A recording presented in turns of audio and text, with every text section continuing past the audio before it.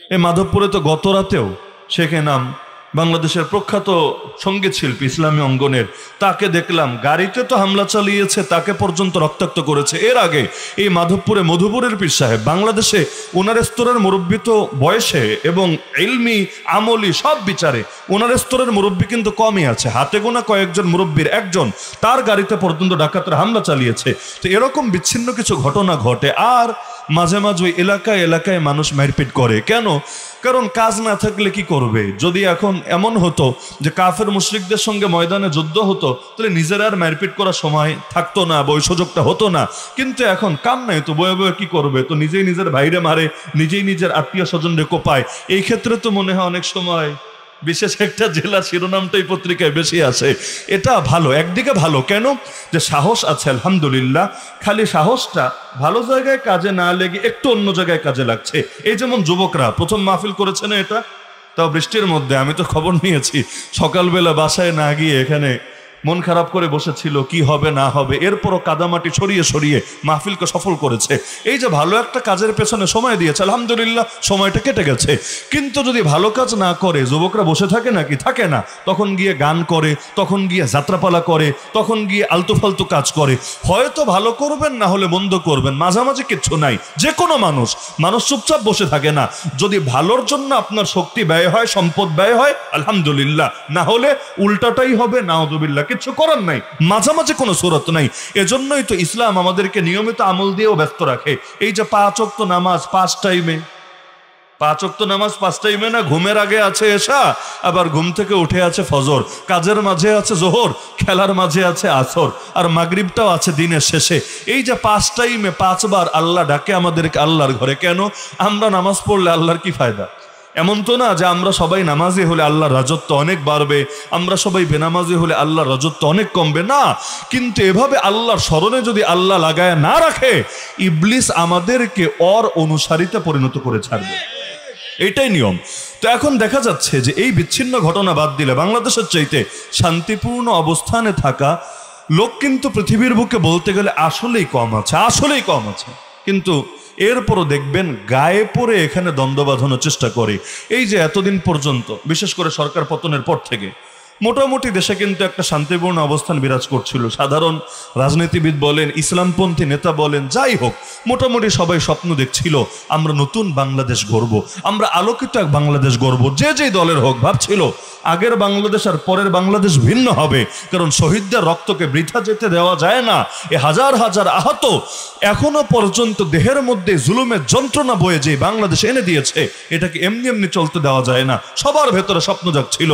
কিন্তু নাউযুবিল্লাহ, একে একে এখন যখন দেখা যাচ্ছে যে ওই কিছু চিহ্নিত নাস্তিক টাইপের লোকেরা, যাদের কাজই হলো ওরা নিজেরা কখনো ক্ষমতায় যেতে পারে না, পারবেও না, কিন্তু যারাই ক্ষমতায় থাকুক ওদের কাঁধে সওয়ার হয়ে ইসলামের বিরুদ্ধে ওরা দ্বন্দ্ব বাঁধানোর চেষ্টা করে, মুসলমানদেরকে খেপানোর চেষ্টা করতেই থাকে। না হলে আপনি চিন্তা করেন এই সুন্দর সময়ে এই রকম প্রস্তাব কিভাবে যেতে পারে সরকারের কাছে যে নিজের বউরেও নাকি লোকে ধর্ষণ করে, এই টাইপেরও মামলার ব্যবস্থা থাকবে। বউ গিয়া যদি বলে যে আমাকে আমার স্বামী ধর্ষণ করেছে, মামলা হবে, এটাও যৌন নির্যাতন। আরে অদ্ভুত ব্যাপার। এরকম হলে দুনিয়ার বুকে কেউ সংসার করতে পারবে? আর কখন সম্মতি আছে কখন না, এটা আদালতরে নিশ্চিত করবে কিভাবে? পরে তো বাসায় বাসায় ক্যামেরা লাগাতে হবে, না হলে ম্যাজিস্ট্রেটকে সামনে বসিয়ে দেখো, তুমি দেখো আমাদের সম্মতি আছে, কারো কোনো আপত্তি নাই, এভাবে তখন কাজ সারতে হবে। না হলে উপায় কি? এখন বলছে সম্মতি আছে, পরে যদি বলে সম্মতি নাই, যেমন বিয়ের প্রলোভনে ধর্ষণ, এখন কোর্টে হাজার হাজার মামলা আছে এই নামে, বিয়ের প্রলোভনে ধর্ষণ। মানে কি? 5 বছর পর্যন্ত আকাম করেছে, ধর্ষণ ছিল না, মহাব্বত ছিল, প্রেম ছিল, ভালোবাসা ছিল, লিভ টুগেদার ছিল। এখন আইসা বলছে কাজ যা করার করছি, তোরে আর বিয়ে করব না। এখন গিয়ে মামলা ঠুকে দিচ্ছে, এটা নাকি ধর্ষণ। অদ্ভুত ব্যাপার।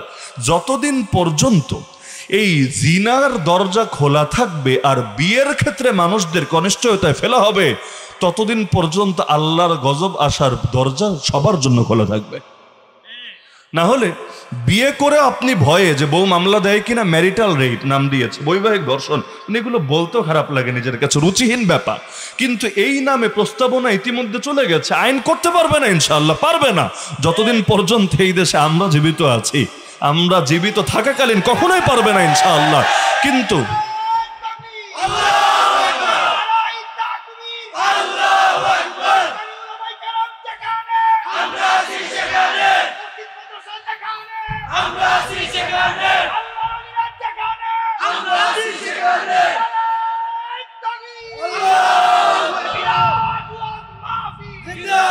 আমরা স্বপ্ন দেখেছিলাম এমন এক বাংলাদেশে যেখানে কোনো নারীকে অভাবের তাড়নায় নিজের দেহ বিক্রি করে খেতে হবে না, যেখানে প্রতিটা নারী সম্মানের সাথে বাঁচবে, মর্যাদার সাথে বাঁচবে, মাথা উঁচু করে তার পরিবারের ভেতরে ইজ্জত নিয়ে বাঁচবে, স্বপ্ন দেখেছিলাম। সেখানে কি না এখন এই সরকারের কাছে পর্যন্ত তাদের পালিত কমিশন প্রস্তাব দেয়, আবার সরকার এগুলো প্রচারও করে যে গৃহকর্মী ও যৌনকর্মীকে শ্রমিক হিসেবে স্বীকৃতি দেওয়া হবে। অথচ এর অর্থ কি? যদি তাদেরকে শ্রমিক হিসেবে স্বীকৃতি দেওয়া হয়, রিক্সাওয়ালারা আরো বিভিন্ন সেক্টরের লোকেরা যারা আছে তারা যেমন শ্রম দেয়, তারা শ্রমিক, তাদের মর্যাদা নিয়ে আলাদা করে কাজ করে এবং এটার জন্য প্রয়োজনে আলাদা ফিকির করা হয়, তাহলে যৌনকর্মীদের নিয়ে আলাদা এখন সংস্থা গড়ে উঠবে, শাখা গড়ে উঠবে, তাদের পেছনে ইনভেস্ট হবে, লক্ষ কোটি টাকা ব্যয় করা হবে, তারা শ্রমিকের মর্যাদা নিয়ে বাঁচবে। আবার শ্রমিকদেরকে দিয়ে লোকে ব্যবসা করবে, কারণ শ্রমিক তো কারো না কারো অধীনে শ্রম দিবে, তাহলে তাদেরকে নিয়ে সিন্ডিকেট হবে, সেই সিন্ডিকেটের সভাপতি থাকবে, সহসভাপতি থাকবে, সেক্রেটারি থাকবে। তো এর দ্বারা কি নারীর ইজ্জত বাড়বে না কমবে? শুধু নারীর ইজ্জত বলে কথা না, এর দ্বারা এই দেশ কি ভালো থাকবে না আল্লাহর গজব পড়বে? কারণ জিনা এমন একটা জিনিস, নবীজি হাদিসে বলেছেন, কোন সম্প্রদায়ের ভেতর অশ্লীলতা যদি প্রকাশ্যে ছড়িয়ে যায়, তারা ঘোষণা দিয়ে যদি সেটা করতে থাকে, তাদের ভেতরে দুইটা জিনিস আসবে। এক নম্বরে এমন সব মহামারী আসবে যেটার অস্তিত্ব আগে ছিলই না, যেমন এইডস। একইভাবে আল্লাহ রসুল বলেন তাদের মধ্যে এমন সব দুর্ভিক্ষ দেখা দেবে যেটা পূর্বে অস্তিত্বই ছিল না, মানুষ না খেয়ে মরবে। এই দুইটা গজব আসবে, দুইটা আযাব আসবে অশ্লীলতার পাপ ব্যাপক হলে। দরকার ছিল কি জানেন?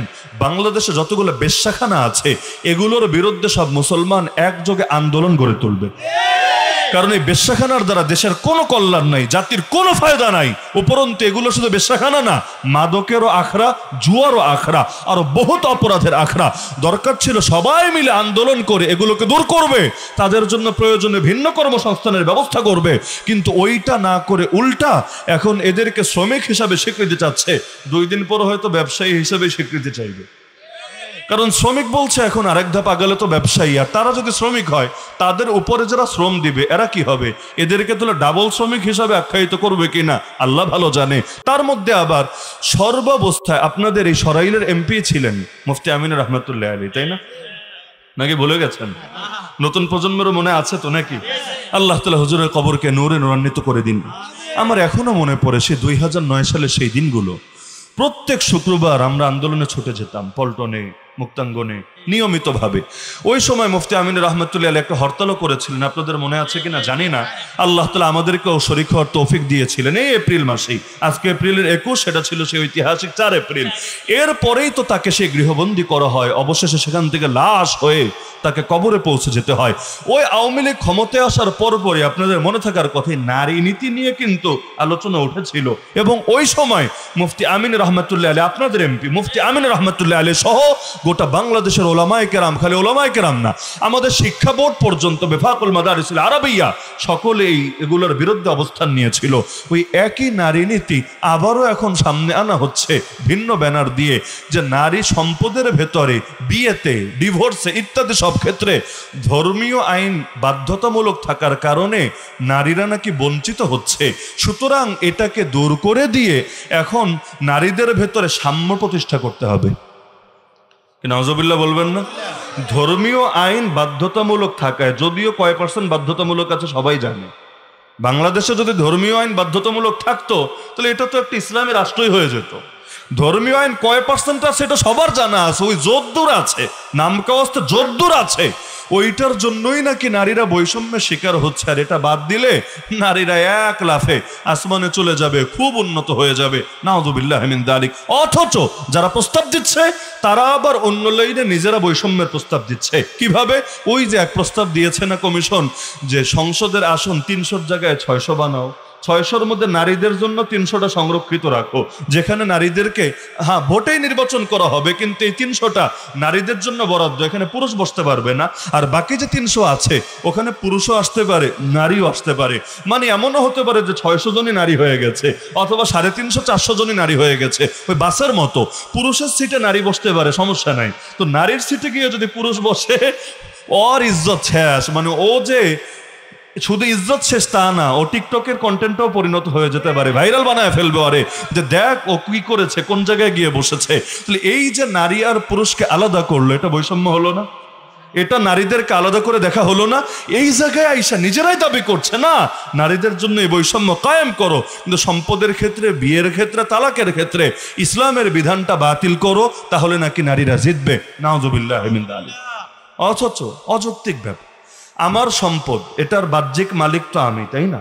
আমার সম্পদ আমি আপনাকে দেব না ওনাকে দিব, আমি 5 টাকা দিব না 10 টাকা দিব, একটা দুনিয়ার বিবেচনা বলছি, কোরআন হাদিস একপাশে রাখেন, এটা কি আমার সিদ্ধান্ত না সরকারের সিদ্ধান্ত? মাল আমার, এটা তো সমাজতান্ত্রিক রাষ্ট্র না যেখানে ব্যক্তি মালিকানা অস্বীকার করা হয়। আমার মাল আমি কষ্ট করে কামাই করেছি, আমার রক্তকে পানি করে, আমার মাথার ঘাম পায়ে ফেলে, তো এটা আমি আপনারে হাদিয়া দিব না অমুকরে মজুরি হিসাবে দিব না তমুকের পেছনে এমনি ব্যয় করব, এটাকে সরকার ঠিক করবে না আমি ঠিক করব?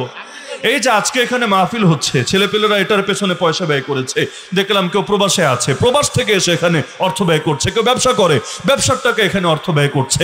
এই যে টাকাটা তারা এখানে ব্যয় করলো, এটাকে সরকার ঠিক করে দিয়েছে? না, এটা সরকারের বিষয় না, বরং আমার মাল আমার যেখানে ইচ্ছা সেখানে আমি ব্যয় করব, এটা নিয়ে কোনো আইন করার অধিকার কেউ রাখে না।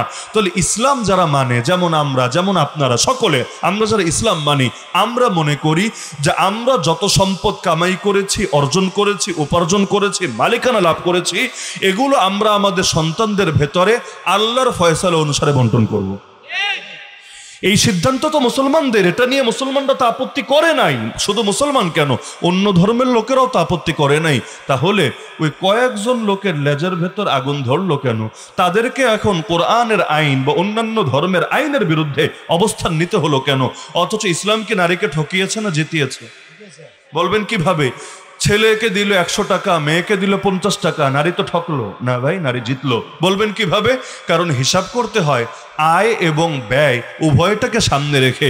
শুধু আয় দেখে হিসাব হয় না, শুধু ব্যয় দেখে হিসাব হয় না, কামাই কত এটাও দেখতে হয়, আবার ব্যয় কত ওইটাও দেখতে হয়। যেমন ধরেন একজনের বাচ্চা কাচ্চা আছে 10টা 12টা 15টা, বউ আছে ধরেন 2টা, আবার বাবা মা আছে, আত্মীয় স্বজন আছে, অনেক জায়গায় তার ব্যয় করতে হয়। আর আরেকজনেই মাত্র 2 মাস আগে পড়ালেখা শেষ করেছে, বিদেশ যাবে, কয়দিন দেশে, যেই কয়দিন যেতে প্রসেসে লাগে ওই কয়দিন দেশে কাটাচ্ছে। এই দুইজনটা যদি আমি সমান হারে বেতন দেই, ইনসাফ হবে? কেন?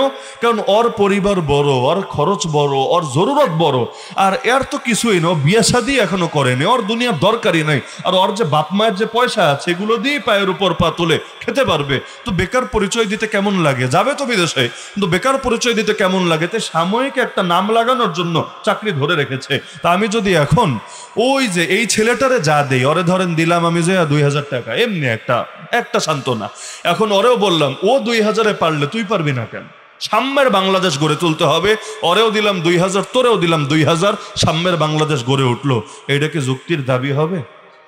আপনাদের বাসায় 2 রকম বাচ্চা আছে, ধরেন একটা হলো ট্যাবলেট 5-6 বছর, আর একটা ধরেন ভার্সিটিতে পড়ে 18-20 বছর 22 বছর, 2টা বাচ্চা আছে।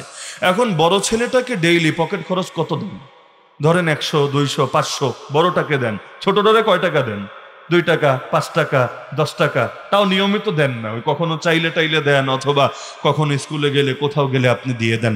এখন ছোটটা যদি আন্দোলন করে আমাকে আর বড়টাকে সমান দিতে হবে, হয়তো অরে কমাও না হলে আমারে বাড়াও, হয়তো আমারও ডেইলি 500 টাকা দাও, না হলে আমার ওই ভার্সিটি পড়ুয়া বড় ভাইটাকেও ডেইলি 5 টাকা দাও।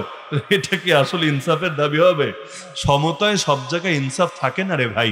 2 জন মানুষ মনে করেন সাইজে বেশ কম, একজন 5 ফুট একজন 6 ফুট, তাদের উভয়ের পায়ের নিচে একই সমান টুল যদি দেন, তাদের উচ্চতা কিন্তু এক সমান হবে না, বেশ কম থাকবে। কেন? কারণ তাদের নিজেদের অস্তিত্বের মধ্যেই ব্যবধান আছে। তো সাইজেই যেহেতু ব্যবধান, পায়ের নিচে সমান করলেই সমান হবে না, তাদেরকে উপরে সমান করতে চাইলে ওই নিচের দিক থেকেই বেশ কম করে দিতে হবে। আমরা কাতার সোজা করি কিভাবে দেখেন না? পায়ের সামনের অংশ সোজা করে না গোড়ালি সোজা করে। কেন?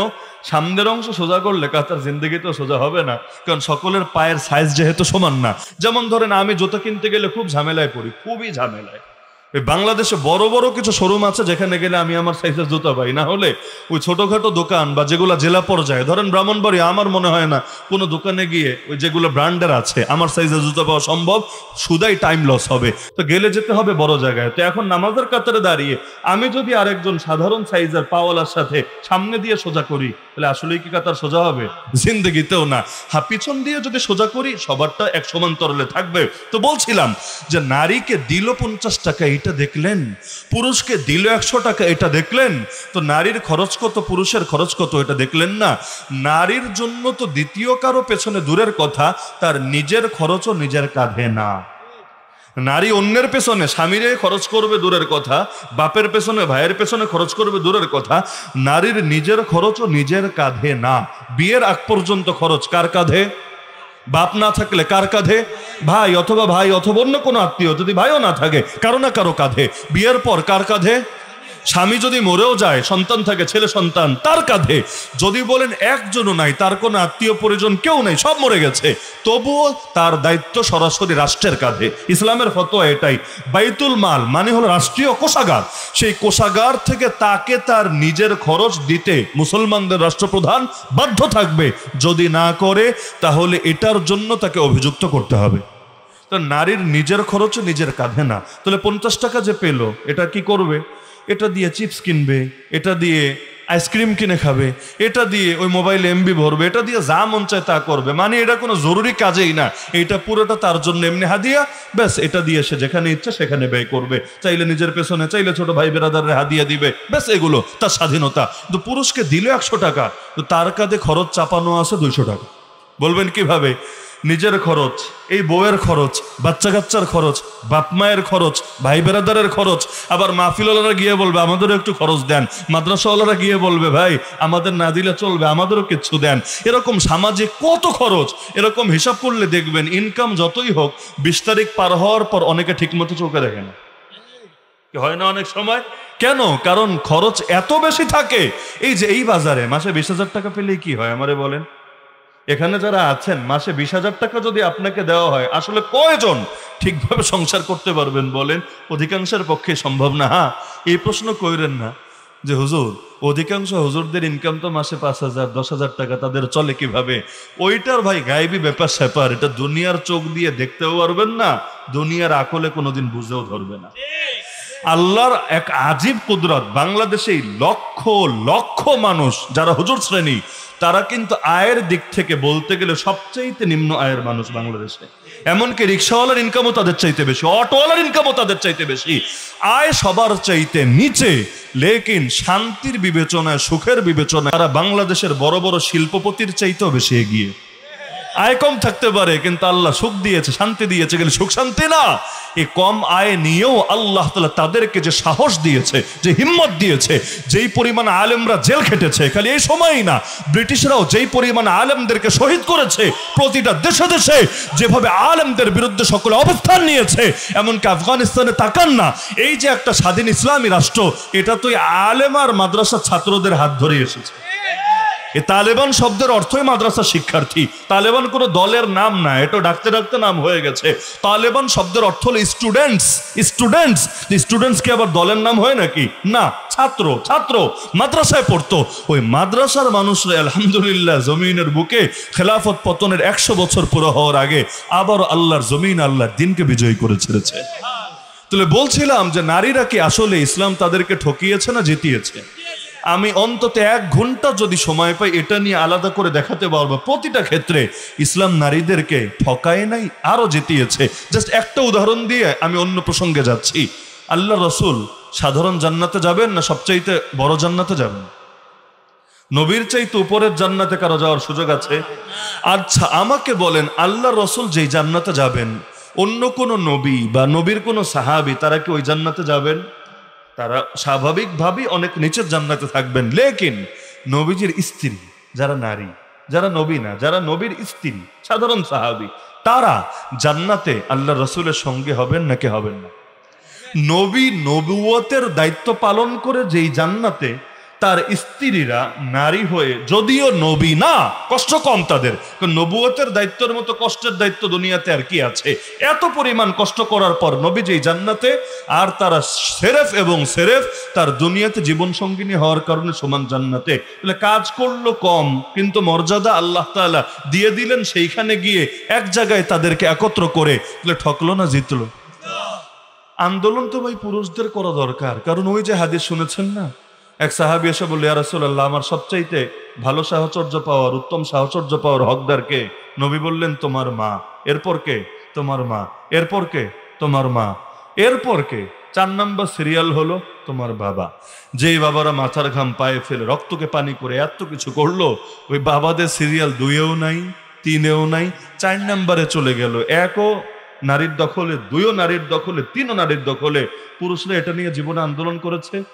করেন? আলহামদুলিল্লাহ, এই উদারতা তাদের আছে যে থাকো, সমস্যা নেই, পয়সা আমিই দিব, সব তুমি বেশি নাও এবং তুমি মর্যাদা আগায় থাকো, সমস্যা নেই। এটা নিয়ে আল্লাহর কসম আমাদের জ্বলে না, কখনো জ্বলে না। কি জ্বলে না? কি আপনাদের জ্বলে না? তাহলে নারীদেরকে এগিয়ে রেখেছে, এটাকে তো আরো আমরা সাদরে গ্রহণ করে নিচ্ছি, কিন্তু না, তারা চাচ্ছে না, তাদেরকে ইসলাম যেটা দিয়েছে তার ব্যতিক্রমটা করতে হবে। হ্যাঁ, শিয়ালের কথায় যদি মুরগি লাফায়, দিন শেষে লাভ কিন্তু শিয়ালেরই হয়, মুরগির হয় না।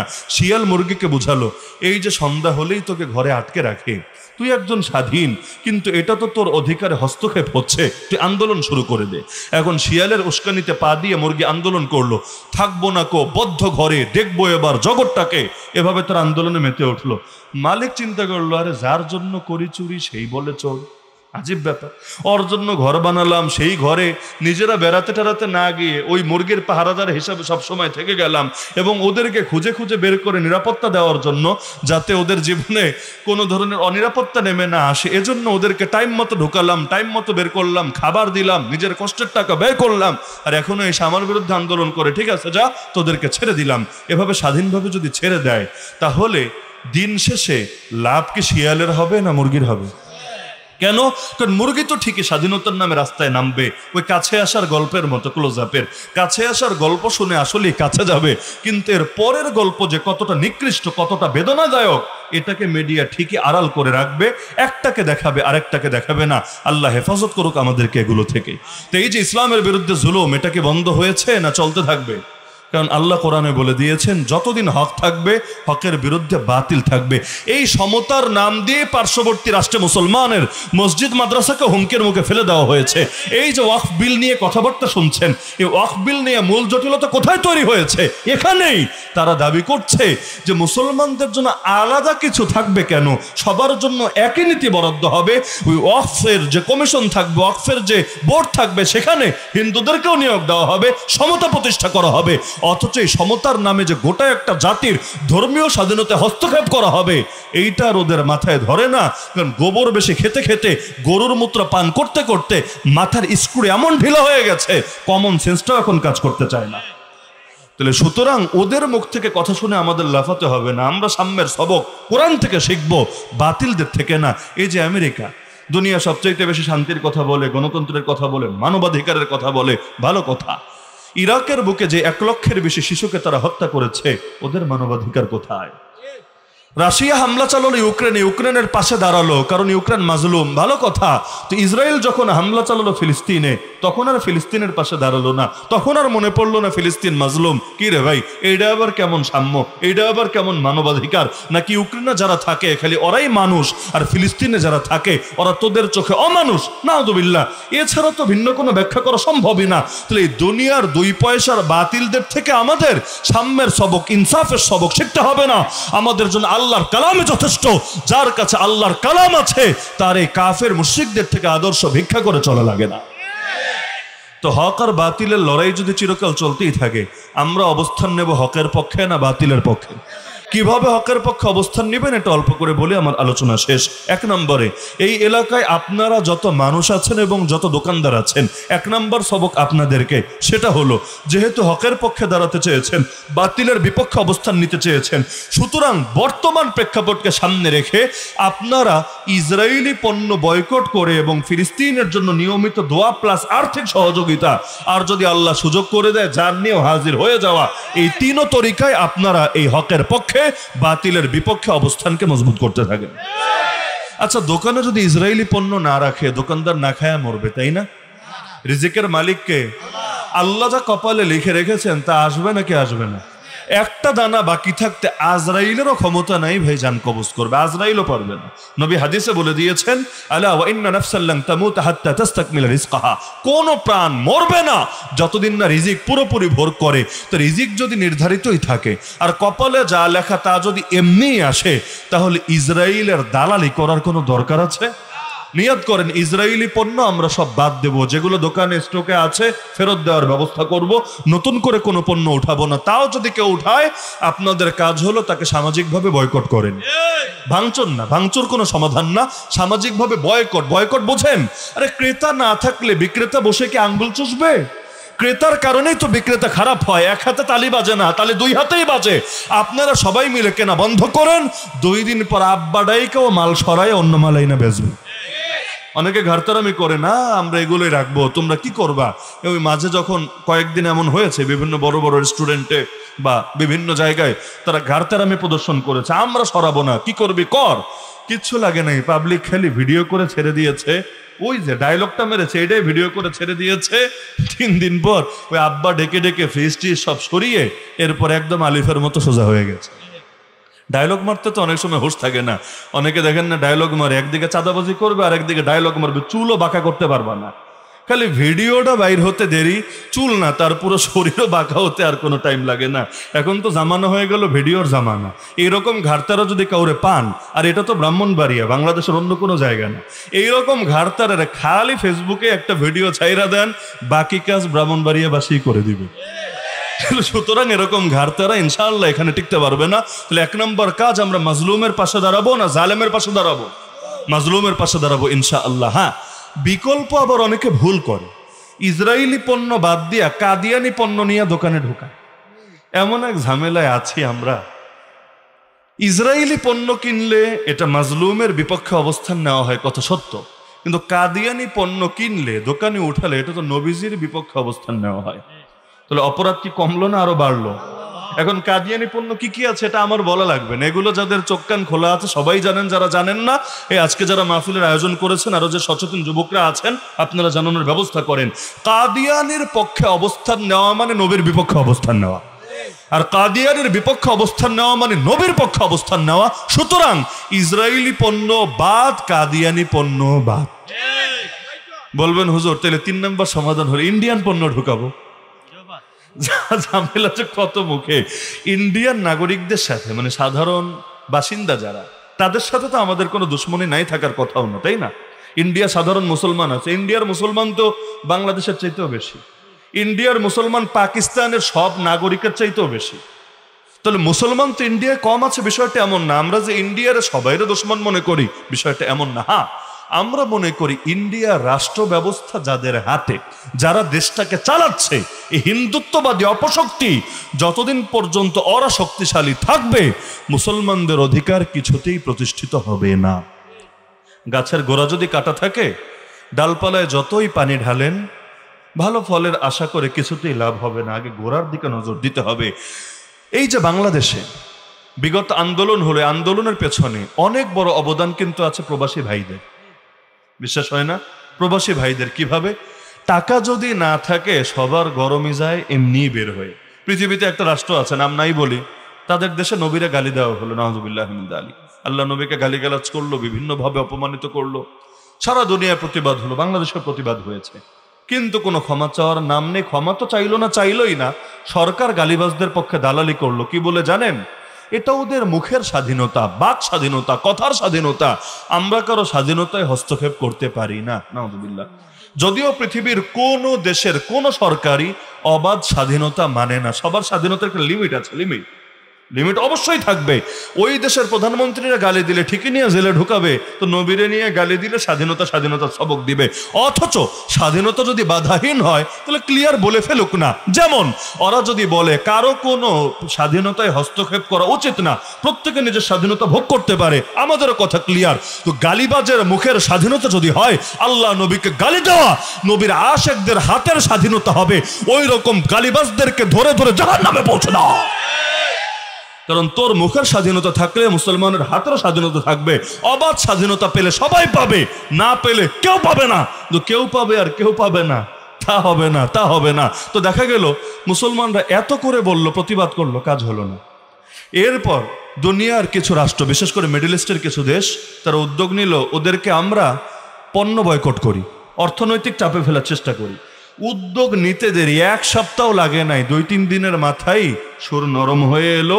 এদেরকে রিকোয়েস্ট করতে শুরু করলো, না এই সেই ভিন্ন ভিন্ন বিভিন্ন ব্যাখ্যা দেওয়ার চেষ্টা করতে লাগলো। তার মানে এগুলোর এমনি ঠান্ডা করা যায় না। কুকুরের জন্য মুগুর লাগে, মুগুর না দিয়া সুন্দর ওয়াজ করলেই কুকুর ঠান্ডা হয় না। এজন্য আল্লাহ নবীও কিন্তু ওদের অর্থে হাত দিয়েছিলেন। কিভাবে? বদর যুদ্ধের প্রেক্ষাপটটা পড়ে দেখেন। বদর যুদ্ধ নবী যুদ্ধ করতে বের হন নাই। আবার আবু সুফিয়ান, ওরা যুদ্ধ করার ন্যূনতম ইচ্ছা কি কল্পনাও ছিল না। ওরা গিয়েছে ব্যবসা করতে, তাও নিজেদের বিশাল পুঁজি ইনভেস্ট করে। নিজেদের পুঁজি তো আছে, মুসলমানরা যা কিছু রেখে এসেছে মক্কায়, হিজরত করেছে, বাড়িঘর তো মক্কাই, সম্পদ তো মক্কাই, হিজরতে আর কতটুকুই নিয়ে যাওয়া যায়। যা রেখে এসেছে এগুলো দখলে নিয়ে এগুলোকে পর্যন্ত ওরা ব্যবসায় ঠিক ইনভেস্ট করেছে নিজেদের লাভ আরো বেশি বাড়ানোর জন্য। তো ওদের চাহিদা ছিল এই বছর এত লাভ করব, আগামী 10 বছর পায়ের উপর পা তুলে বসে খাবো।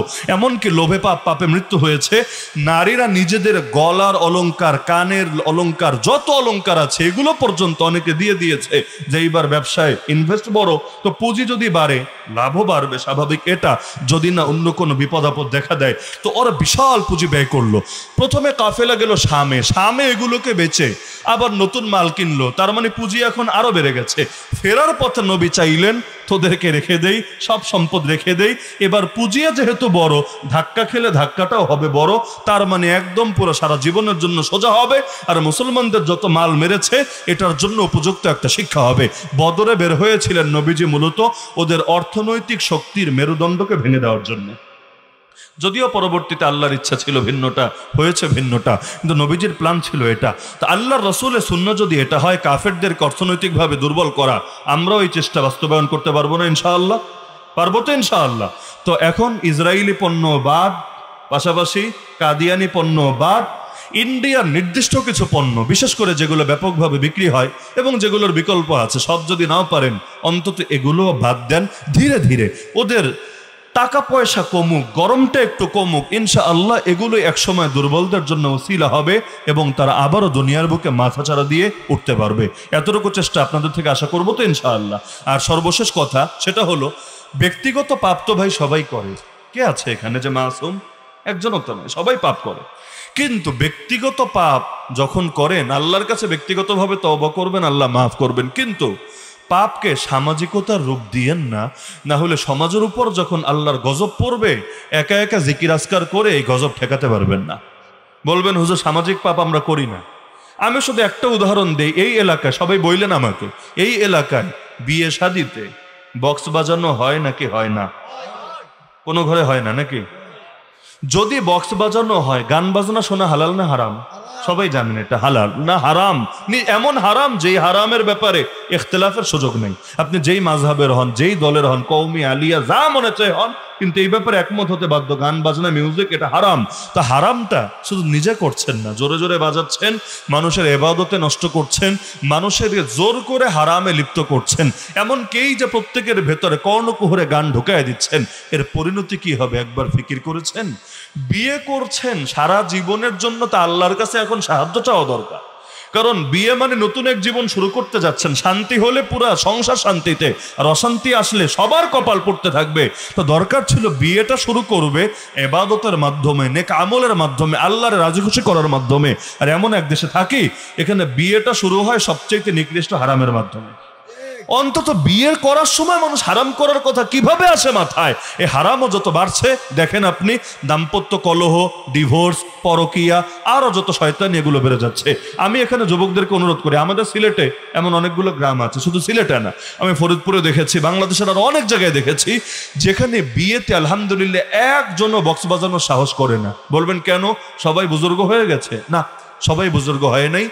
এলাকার আলেম ওলামা, ময়মুরব্বী এবং যুবকরা, পঞ্চায়েত এগুলো বসে এমনভাবে সিদ্ধান্ত নিয়েছে এই এলাকায় কোনো বিয়েতে, কোনো খতনায়, অন্য কোনো সামাজিক অনুষ্ঠানে প্রকাশ্যে কেউ যদি এভাবে গান বাজনা করে ওরে এক ঘরে করে দেওয়া হবে, ওরে বয়কট করে দেওয়া হবে। তো এখন একদিন গান বাজনা করার জন্য কে এক ঘরে হতে রাজি হবে? মানুষ তো সামাজিক জীব, সমাজ নিয়েই তার চলা লাগে। শুধুই মুরব্বীদের ওলামাদের উদ্যোগের কারণে আলহামদুলিল্লাহ পুরো এলাকা ঠিক হয়ে গেছে। আপনারা উদ্যোগ নেন, হিম্মত করে উদ্যোগ নেন, যুবকরা সবাই এক থাকেন যে যেই বাড়িতে বিয়ে হবে ওই বাড়ি শেষ, ওই জিনিসপত্র তো ভাঙবই। মাইকলারা যদি উদ্যোগ নেয়, আমরা কোনো গানের অনুষ্ঠানে মাইক দেব না, তাহলে কিভাবে আয়োজন করবে?